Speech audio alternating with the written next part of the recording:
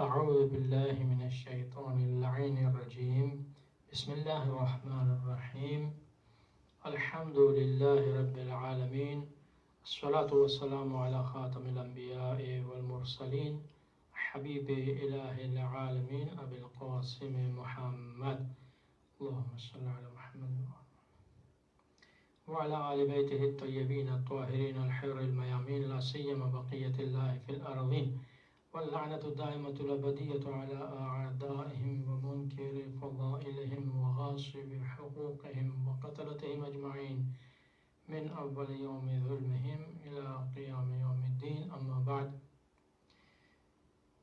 اللهم كل وليك الحجة ابن الحسن صلواتك عليه وعلى آبائه في هذه الساعة وفي كل ساعة وليا وحافظا وقائدا وناصرا ودليلا وعينا حتى تسكنه أرضك طوعا وتمتعه فيها طويلا اللهم صل على محمد وآل محمد وعجل فرجهم. أعوذ بالله من الشيطان الرجيم بسم الله الرحمن الرحيم ومن دخله كان آمنا. قرآن کریم کی آیت کہ جو آج میں آپ کے سامنے 7ویں نشست کے ابتدا میں پڑھ رہا ہوں، سورہ آل عمران کی 97 آیت ہے کہ جس میں ارشاد ہو رہا ہے کہ جو اس گھر میں داخل ہوا وہ امن میں آ گیا۔ روایت ملتی ہے کہ چھٹے امام جعفر صادق علیہ السلام نے اہل سنت کے ایک بہت بڑے عالم اور ایک امام سے پوچھا کہ کیا تم قرآن کی تفسیر کرتے ہو؟ کہا کہ جی ہاں، میں تفسیر قرآن کرتا ہوں۔ کہا اگر ایسا ہے تو یہ بتلاؤ کہ من دخلہ کان آمنا، یہ جو آیت ہے آل عمران، سورہ آل عمران کی، اس کا کیا مطلب ہے؟ کہا اس کا مطلب یہ ہے کہ جو اس میں داخل ہوا وہ امن میں آ جاتا ہے، اسے کوئی مار نہیں سکتا۔ امام نے پوچھا اگر ایسا ہے تو حجاج بن یوسف نے عبداللہ ابن زبیر کو خانہ کعبہ میں مارا، قتل کیا، کیسے ممکن ہے کہ یہ اس نے قتل کیا؟ کہا کہ ہمیں تو یہی مطلب آتا ہے، اگر اس کے علاوہ کوئی مطلب آپ کو آتا ہے تو بیان فرمائیے۔ امام نے فرمایا کہ اس کا مطلب یہ ہے کہ یہ من بایع قائما ودخل معه ومسح على يده ودخل في عقدة اصحابه كان آمنا۔ کون امن میں ہے، کون محفوظ ہے؟ من بایع قائما، جو ہمارے قائم عجل اللہ تعالی فرجہ شریف کی بیعت کرے اور ان کے ساتھ داخل ہو، یعنی ان کا ساتھی ہو، ومسح علی یدہ، اور ان کے ہاتھ کا بوسہ لے، ودخل فی عقدۃ اصحابہ، اور ان کے اصحاب کے گروہ میں وہ داخل ہو۔ جب یہ تمام شرائط ہوں، بیعت ہو، ساتھ ہو اور اصحاب میں اس کا شمار ہوتا ہو، یہ تمام چیزیں جب ہوں تو کانا آمنا، تو پھر وہ امن میں ہے، پھر وہ مأمون ہے، پھر وہ محفوظ ہے۔ جو شخص قائم آل محمد صلی اللہ تعالیٰ فرجہ شریف کی بیعت کرے گا اور ان کے ساتھ ہو جائے گا، ان کے دست مبارک کو بوسہ دے گا اور ان کے اصحاب کے حلقے میں آ جائے گا تو وہ محفوظ رہے گا، اسے پھر کعبے میں کوئی ستا نہیں سکے گا۔ ایک اور روایت ملتی ہے معصوم سے کہ فرمایا جو آل محمد علیہ السلام کی محبت کے قلعے میں داخل ہو وہ جہنم کے عذاب سے محفوظ رہے گا۔ یہ روایت تفسیر صافی میں فیض کاشانی نے اسے عنوان نقل فرمایا۔ فرماتے ہیں کہ یہ بات لکھنے کے بعد علامہ شبلی نعمانی لکھتے ہیں کہ یہ جو عالم اور فقیہ تھے جن سے امام نے پوچھا، ان کے علم کا اور امام صادق کے علم کا کیا مقابلہ، کیا موازنہ، اس لیے کہ تمام مذہبی علوم اسی گھر، اسی اہل بیت سے جاری ہوئے. جہاں اہل بیت رہتے ہیں، جہاں اہل بیت کا گھر ہے، جہاں اہل بیت کا مسکن ہے، یہ علوم کا گہوارہ ہے. دیکھتے ہیں کہ یہ وہ آیت تھی کہ جو آج کے موضوع کی آیت تھی. اب ہم اپنے دوسرے موضوع کی طرف آتے ہیں، یعنی غیبت کبریٰ میں جو اسباب ہم بیان کر رہے تھے انبیاء کی شباہتوں کا. تو اس سلسلے میں چوتھے امام علی ابن الحسین زین العابدین علیہ السلام کی روایت، کہ جس میں آپ فرماتے ہیں کہ ہمارے قائم کے لیے انبیاء کی سنتوں میں سے 7 سنتیں ہیں. 7 انبیاء کی سنتیں ہمارے قائم میں موجود ہیں. سب سے پہلے جناب آدم اور جناب نوح کی شباہتیں طول عمر کے سلسلے میں عرض کر چکا ہوں. تیسری شباہت جناب ابراہیم کی ولادت مخفی طریقے سے ہوئی. اسی طریقے سے جناب امام زمانہ عجل اللہ تعالیٰ فرجہ شریف کی ولادت بھی مخفی طریقے سے ہوئی. اسی طریقے سے جناب ابراہیم کی ایک اور صفت کہ وہ لوگوں سے دور رہے، لوگوں سے ملاقات نہیں کرتے تھے ایک عرصے تک، جب تک وہ اپنے اس غار سے نکالے نہیں گئے اس وقت تک لوگوں سے دور تھے. اور پھر تبلیغ کرنے کے بعد بھی انہوں نے لوگوں سے دوری اختیار کی اور کہا، قرآن کریم کی یہ آیت مسلسل کہ جس میں جناب ابراہیم نے کہا کہ میں تم لوگوں سے اور ان چیزوں سے کہ جن کی تم پرستش کرتے ہو میں ان سے بیزار ہوں اور میں ان سے الگ ہو رہا ہوں. یہ کہہ کے وہ دوسری طرف چلے گئے. تو یہ آپ کی لوگوں سے دوری کی شباہت. پھر چوتھے نبی جناب موسیٰ علیہ السلام کی شباہت ہے خوف کے سلسلے میں، کہ جس کی شروع میں ہم نے تفصیل بیان کر دی تھی، اور جناب امیر کا وہ جملہ عرض کیا تھا کہ جناب موسیٰ کو جو خوف تھا وہ اپنی جان کا خوف نہیں تھا، بلکہ خوف یہ تھا کہ کہیں موسیٰ کی جو محنت ہے، جو تبلیغ ہے، وہ خراب نہ ہو جائے. لوگ اس دین سے، جس دین کی طرف موسیٰ بلا رہے ہیں، اس دین سے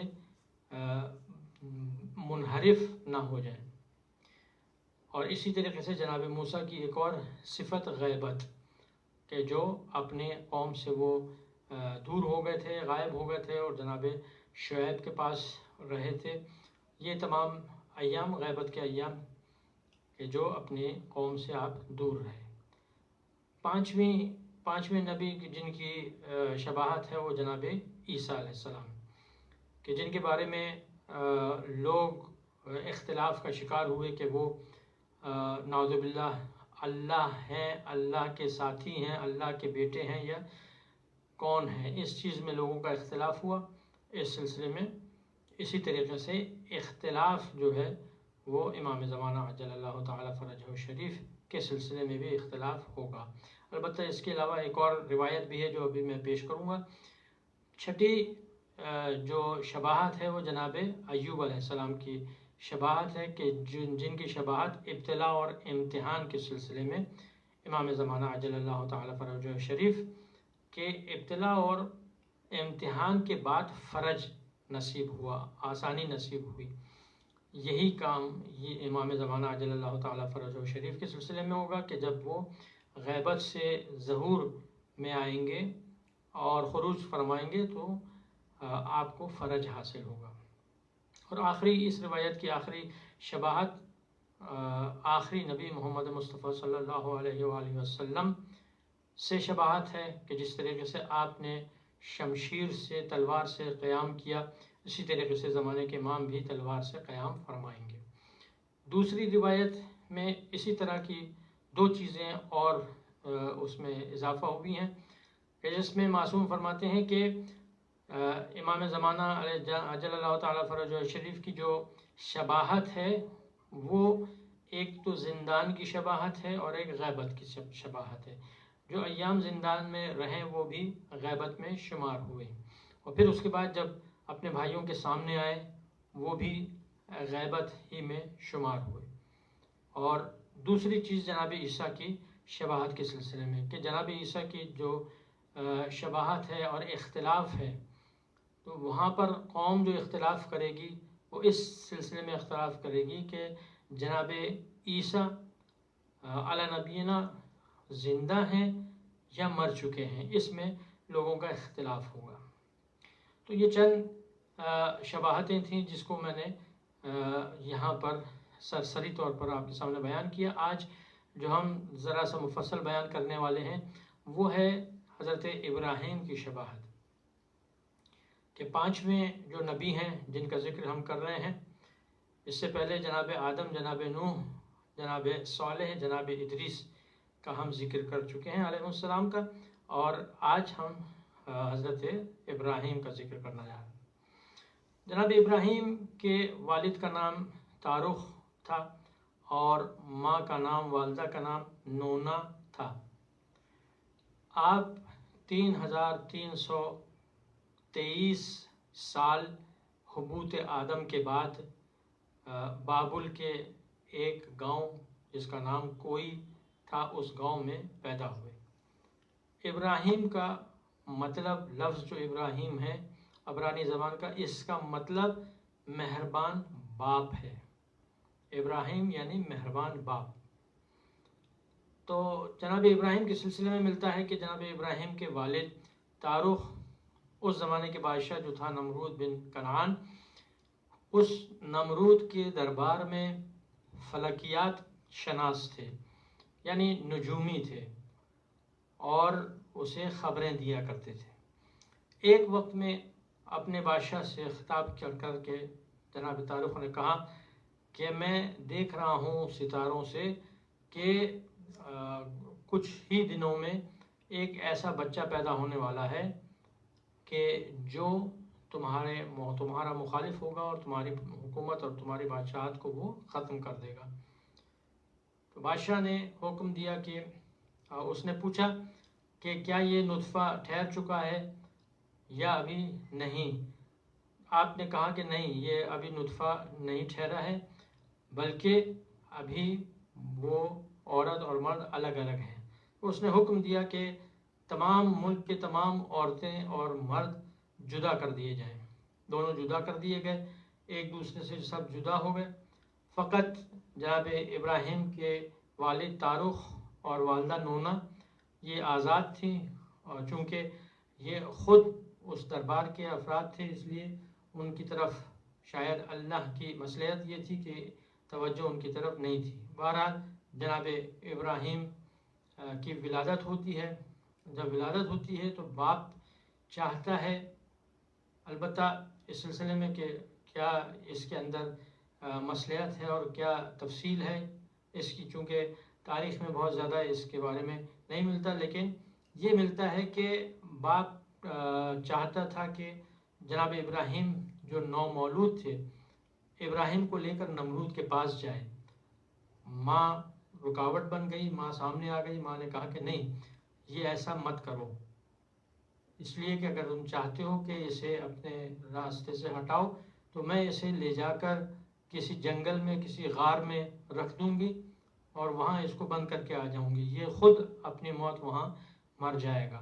یہ کہہ کے بچے کو، ابراہیم کو لے کر ماں گئی اور جنگل میں جا کر ایک غار میں جناب ابراہیم کو رکھا اور غار کا منہ ایک پتھر سے بند کر دیا۔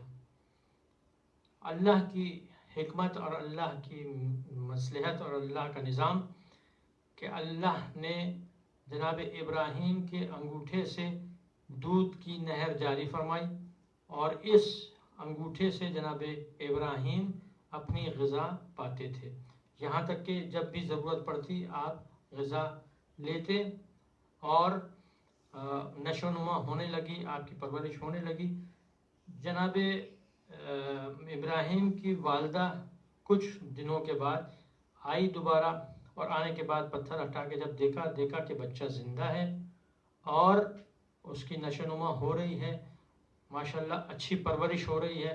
जनाब इब्राहिम के सिलसिले में मिलता है रिवायात में कि आप एक हफ्ते में इस कदर बड़े हो जाते थे जितना एक महीने में बच्चा बड़ा होता है, और एक महीने में इस कदर बड़े हो जाते थे कि जिस तरीके से एक साल में बच्चा बड़ा होता है। खुदा की शान है, खुदा की कुदरत के इस तरीके से जनाब इब्राहिम बढ़ते गए और परवरिश पाते गए, यहाँ तक कि इनकी वालदा आती और आने के बाद उनसे मुलाकात करती, मिलने के बाद उन्हें दूध पिलाती और चली जाती। इस तरीके से ये मामूल रहा कई साल तक ये मामूल रहा। और फिर उसके बाद बयान किया जाता है कि जनाब इब्राहिम इतने बड़े हो गए थे कि एक मर्तबा जब माँ जाने लगी तो एक मर्तबा उनको उनके दामन को पकड़ लिया और इल्तिमास की कि मुझे भी अपने साथ ले चलें। माँ ने कहा कि मैं तुम्हारे बाप से इजाज़त लेकर आऊँगी, फिर तुम्हें लेके जाऊँगी, और ये कह के वो चली गई। जनाब इब्राहिम इंतज़ार करने लगे और फिर उसके बाद वो आई, और उसके बाद जनाब इब्राहिम को गार से निकाल के अपने घर की तरफ ले गई। लेकिन जनाब इब्राहिम लोगों से मिलते नहीं थे। जनाब इब्राहिम सबसे छुप के रहते थे। उन्होंने इजहार नहीं किया था कि हमारे घर में कोई बच्चा है।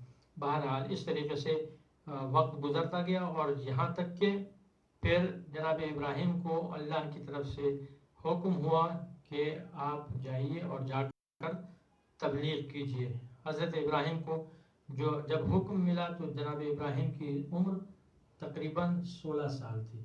16 साल की उम्र में हज़रत इब्राहिम ने तबलीग शुरू की और बादशाह तक ये ख़बर पहुंची। लोगों ने बतलाया कि कोई ऐसा है कि जो एक अल्लाह की तरफ दावत देता है। तो उसने बहुत गुस्से का इजहार किया और मुख्तलिफ़ तरीक़ों से उन्हें डराया, धमकाया, धमकी दी। लेकिन जनाब इब्राहिम, अजीब सिफत है जनाब इब्राहिम की, तन्हा इब्राहिम थे लेकिन एक पूरी उम्मत थी। कुरान की आयत इस सिलसिले में कि जनाब इब्राहिम इस तरह से थे जैसे पूरी एक कौम हो। इतना हौसला, इतना आपके अंदर बहादुरी थी। और इसी तरीके से वक्त गुजरता गया। आपने बुत खाने में जाकर बुतों को तोड़ा, तमाम वाक़यात कुरान करीम में हैं। बुतों को तोड़ा और फिर उसके बाद नमरूद ने इरादा किया कि कोई बहुत बड़ी सख्त सज़ा इब्राहिम को दी जाए। चुनांचे उसने एक आग रोशन की, और वो आग ऐसी थी कि उस आग के ऊपर से कई फिट ऊपर से, कई हज़ार फिट ऊपर से भी कोई परिंदा तमाज़त और गर्मी की वजह से उड़ने की कोशिश और जुर्अत नहीं कर सकता था। चुनांचे ऐसी आग जब जल गई और जनाब इब्राहिम को उस आग में दूर से मंजनीक के ज़रिए से फेंका गया। इब्राहिम अभी रास्ते में हैं, मंजनीक से निकलकर आग की तरफ जा रहे हैं। जनाब जिब्राइल रास्ते में मिले, सलाम अलैक हुई, कहा कि ए इब्राहिम कोई हाजत है? कहा कि है मगर तुमसे नहीं है। अल्लाह अकबर। ये तौहीद का आलम था, ये यकीन और ये आपके ईमान का आलम था कि उस वक्त में कि जब मालूम है कि अभी चंद ही लम्हों में आग के अंदर गिर सकते हैं, लेकिन उसके बावजूद अल्लाह पर इतना तवक्कुल और इतना भरोसा था कि कहा कि हाँ हाजत तो है लेकिन तुमसे नहीं है। जब नमरूद ने देखा कि ये आग भी इब्राहिम को कुछ नहीं कर सकी, क्योंकि आग गुलजार बन चुकी थी और जनाब इब्राहिम को उसने कोई नुकसान नहीं पहुंचाया, तो नमरूद ने जनाब इब्राहिम को जिला वतन कर दिया, मुल्क बदल कर दिया।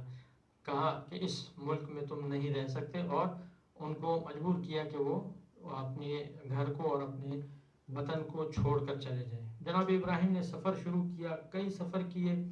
सफ़र में भी आपने बहुत तबलीग की, अल्लाह का पैगाम पहुँचाया। चुनांचे हारान, कनान, मिस्र, फ़लस्तीन, इन तमाम जगहों से होते हुए बिलाखिर हज़रत जिब्राइल की रहनुमाई में जनाब इब्राहिम आखिरकार मक्का पहुंच गए। और मक्के में जाके आपने मक्का पहुंच के जनाब हाजरा को वहां पर छोड़ दिया और जनाब इस्माइल को वहां पर छोड़ दिया। اور پھر اس کے بعد اللہ سے دعا کی اور اظہار کیا اللہ سے کہ پروردگار میں اس وادی غیر ذی زرع کہ جو بالکل ویران بنجر جگہ ہے، یہاں پر اپنے اولاد کو اور اپنے بیوی بچے کو چھوڑ کر جا رہا ہوں، اور یہ اس وجہ سے کہ اس فقط تیری مرضی اور تیرے لیے میں یہ کام کر رہا ہوں۔ اور پھر اس کے بعد کہا کہ پروردگار تو لوگوں کے دل کو ان کی طرف موڑ دینا۔ اور یہ دعا جناب ابراہیم نے کی۔ جناب ابراہیم کی تقریباً 20-25 دعائیں ہیں جو قرآن کریم میں آتی ہیں۔ تو اس طریقے سے جناب ابراہیم نے تبلیغ کا یہ سلسلہ جاری رکھا۔ اسی سلسلے میں جو مکہ آتے جاتے تھے، ہر سال مکہ آتے تھے اور آ کر حج کرتے تھے اور اپنی اولاد سے اور اپنے بیوی بچوں سے ملتے تھے۔ اسی سفر میں ایک مرتبہ آپ نے دیکھا جب آپ صحرا سے گزر رہے تھے کہ ایک شخص ہے کہ جو نماز پڑھ رہا ہے، اور نماز اس طرح سے پڑھ رہا ہے کہ اس کی آواز آسمان تک جا رہی ہے، بہت ہی خشوع و خضوع کے ساتھ نماز پڑھ رہا ہے۔ جناب ابراہیم نے جب یہ دیکھا تو آپ وہاں بیٹھ گئے اور انتظار کرنے لگے کہ یہ نماز ختم کر لے تو میں اس سے بات کروں۔ بہت طویل نماز ہو گئی۔ جب نماز بہت طویل ہونے لگی تو جناب ابراہیم نے اشارہ کیا اور اس نمازی نے اپنی نماز کو مختصر کر کے ختم کیا۔ جناب ابراہیم نے پوچھا تم کیا کر رہے تھے؟ اس نے کہا کہ میں نماز پڑھ رہا تھا۔ کہا کس کی نماز پڑھ رہا تھا؟ کہا اللہ کی نماز پڑھ رہا تھا۔ کہا کس اللہ کی؟ کہا کہ وہ اللہ کہ جو ابراہیم کا خدا ہے۔ کہا کہ ابراہیم کا خدا کون ہے؟ کہا جس نے تمہیں اور مجھے بنایا ہے، خلق کیا ہے۔ جناب ابراہیم سمجھ گئے کہ یہ موحد ہے اور مومن ہے۔ کہا کہ مجھے تمہاری نماز اور تمہاری عبادت بہت پسند آئی، میں چاہتا ہوں کہ تمہیں اپنا دینی بھائی بنا لوں، اور میں چاہتا ہوں کہ بعد میں بھی میں تمہاری زیارت کے لیے آؤں۔ تم یہ بتاؤ کہ تم کہاں رہتے ہو؟ کہا کہ میں اس دریا کے پار رہتا ہوں، لیکن یہی جس جگہ پہ میں اس وقت ہوں یہی میری مصلی ہے، یہی میری نماز کی جگہ ہے، تو اگر ملنا چاہو تو میں یہیں پر تم سے مل سکتا ہوں۔ کہا کہ اچھا ہم ایسے کرتے ہیں کہ ایک دعا مانگتے ہیں۔ کہا کہ ہم دعا مانگتے ہیں۔ جناب ابراہیم نے کہا کہ ہم دعا مانگتے ہیں، یا ایسا کرو کہ میں دعا مانگوں تم آمین کہو، یا تم دعا مانگو میں آمین کہوں گا۔ اس نمازی نے پوچھا، اس مصلی نے پوچھا کہ کس چیز کے لیے دعا مانگنی ہے؟ کہا کہ جو دنیا بھر کے مومنین و مومنات ہیں ان کے گناہوں کی بخشش کے لیے دعا مانگتے ہیں۔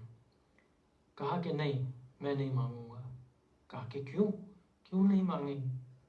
کہا کہ اس لیے کہ میں نے 30 سال پہلے 30 سال سے ایک دعا میں مسلسل کر رہا ہوں، لیکن وہ دعا اب تک میری مستجاب نہیں ہوئی ہے۔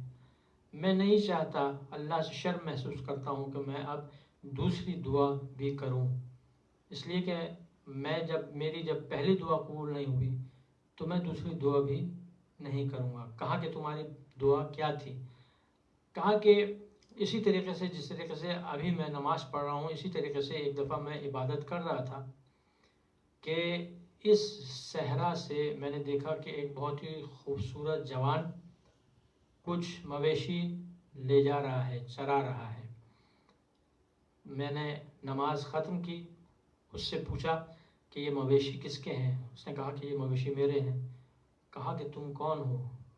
کہا کہ میں اسماعیل ہوں، خلیل اللہ ابراہیم کا بیٹا۔ کہا کہ اچھا اگر ایسا ہے تو میں اپنی دعا مانگتا ہوں اللہ سے کہ اللہ خلیل اللہ سے میری ملاقات ہو جائے۔ جناب ابراہیم سن رہے ہیں اور یہ کہتا ہے کہ میری دعا یہ تھی کہ میری ملاقات خلیل اللہ سے ہو جائے۔ جناب ابراہیم نے کہا کہ تمہاری دعا قبول ہو گئی، میں ہی خلیل اللہ ابراہیم ہوں۔ ایک مرتبہ کھڑا ہوا اور جا کے جناب ابراہیم کے بوسے لیے اور معانقہ کیا اور بہت خوش ہوا، سجدے میں گر پڑا، طولانی سجدہ شکر کا کیا اور کہا کہ یعنی اس کا مطلب یہ ہے کہ میری دعا قبول ہو گئی۔ جناب ابراہیم نے کہا کہ ہاں تمہاری دعا قبول ہو گئی ہے۔ کہا کہ ہاں اگر ایسا ہے تو میں اب دوسری دعا مانگنے کے لیے تیار ہوں، آپ دعا مانگے میں آمین کہوں گا۔ جناب ابراہیم نے تمام مومنین و مومنات کی بخشش کے لیے دعا مانگی، اس نے آمین کہی۔ اس روایت کو بیان کرنے کے بعد امام فرماتے ہیں، پانچویں امام امام محمد باقر علیہ السلام فرماتے ہیں کہ جناب ابراہیم کی یہ دعا قیامت کے دن تک ہمارے گناہگار شیعوں کے شامل حال رہے گی اور ان کے گناہوں کو بخشا جائے گا اسی دعا کی وجہ سے۔ چنانچہ اب دیکھیں کہ کس طریقے سے جناب ابراہیم نے یہ راستہ جو تبلیغ کا راستہ تھا اسے اپنایا، اور اللہ کی راہ میں جناب ابراہیم کی بہت ساری صفات ہیں، لیکن چونکہ میرا موضوع انبیاء کی سیرت نہیں ہے بلکہ میرا موضوع غیبت کے سلسلے میں انبیاء کی جو شباہتیں ہیں وہ میرا موضوع تھا، اس لیے میں نے مختصراً آپ کے سامنے یہ عرائض پیش کیے۔ چھٹے نبی اور آخری آج کے جناب یوسف علیہ السلام۔ جناب یوسف علیہ السلام کی بہت سی شباہتیں امام زمانہ عجل اللہ تعالیٰ فرجہ شریف کے ساتھ ہیں غیبت کے علاوہ، اور ایک اور صفت ہے کہ جو میں عرض کروں گا۔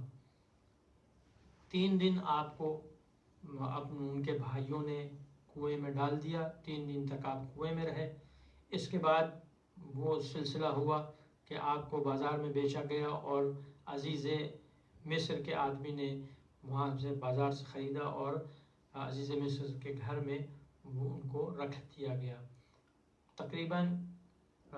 پھر اس کے بعد جو واقعہ رونما ہوا عزیز مصر کی بیوی زلیخا کا واقعہ ہوا جس میں آپ بہت پریشان ہوئے، اور اسی پریشانی اور اسی مشکل میں جو ہے وہ زندان میں آپ کو جانا پڑا، اور تفصیل اس کی قرآن کریم میں ہے، صرف میں اشارے کر کے آگے جاؤں کہ جناب یوسف علیہ السلام کے پاس جو قمیض تھی، جو شرٹ تھی، وہی تھی کہ جو جناب ابراہیم کے لیے جنت سے جناب جبرائیل لے کر آئے تھے، یعنی جنت کا لباس جناب جبرائیل نے جناب ابراہیم کو دیا، جناب ابراہیم نے اپنے بیٹے اسحاق کو یہ لباس دیا، جناب اسحاق نے اپنے بیٹے یعقوب کو یہ لباس دیا، اور یعقوب سے یہ لباس حضرت یوسف کے پاس آیا۔ حضرت یوسف یہ لباس پہنے ہوئے تھے، اور یہ لباس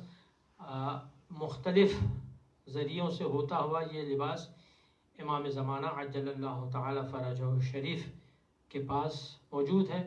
جب آپ ظہور فرمائیں گے تو یہی لباس آپ زیب تن کیے ہوں گے، اور آپ کے ہاتھ میں جناب حضرت موسیٰ کا عصا ہوگا اور جناب سلیمان کی انگوٹھی ہوگی۔ بہرحال یہ تبرکات زمانے کے امام عجل اللہ تعالی فرجہ شریف کے پاس ہوں گے۔ تو جناب یوسف کو جب یہ وہی لباس کہ جو وہی قمیض کہ جس کے سلسلے میں جناب یوسف نے اپنی قمیض بھیجی حضرت یعقوب کے پاس، اور حضرت یعقوب کے چہرے پر جب یہ قمیض ڈالی گئی تو جناب یعقوب کی بصارت واپس آ گئی۔